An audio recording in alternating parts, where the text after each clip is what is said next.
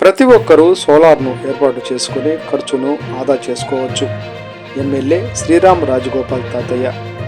ఎన్టీఆర్ జిల్లా జగ్గయ్యపేట నియోజకవర్గం జగ్గయ్యపేట పట్టణంలో పురపాలక సంఘం పరిధిలో ఈరోజు ప్రధానమంత్రి సూర్యఘర్పై పుర ప్రజలకు అవగాహన కల్పించడం నిమిత్తం మెగా ర్యాలీని నిర్వహించడం జరిగింది. ఈ కార్యక్రమంలో ముఖ్య అతిథిగా శాసనసభ్యులు శ్రీరామ్ రాజగోపాల్ తాతయ్య గారు పాల్గొన్నారు. ఈ సందర్భంగా ఎమ్మెల్యే శ్రీరామ్ రాజగోపాల్ తాతయ్య గారు మాట్లాడుతూ, రాబో భవిష్యత్తు కాలం మొత్తం సౌరశక్తి మీద ఆధారపడి ఉంటుందని, ప్రతి ఒక్కరూ సోలార్ను ఏర్పాటు చేసుకుని ఖర్చును ఆదా చేసుకోవచ్చు అని, తద్వారా ఆదాయం పెంచుకోవచ్చని మరియు సౌరశక్తి ద్వారా కాలుష్యాన్ని నివారించవచ్చని తెలిపారు.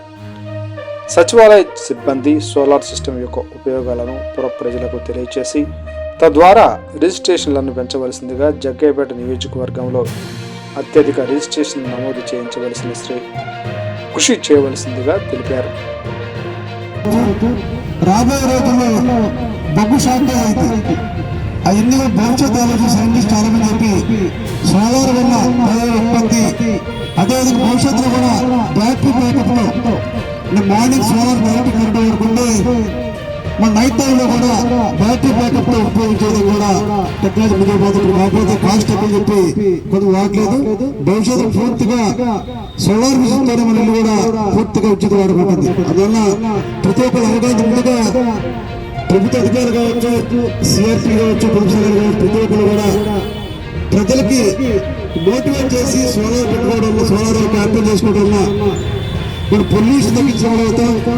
అదేవిధంగా ఇంటి ఆదాయం కూడా ఖర్చు తగ్గించడం చెప్పే విషయాలు కూడా తెలియజేసి ప్రతి ఒక్కరు కూడా ఏదైతే మరి మున్సిపల్ ఆఫీసులు కావచ్చు, సచివాలయం కూడా పూర్తిగా ఇన్ఫర్మేషన్ ఉంటుంది.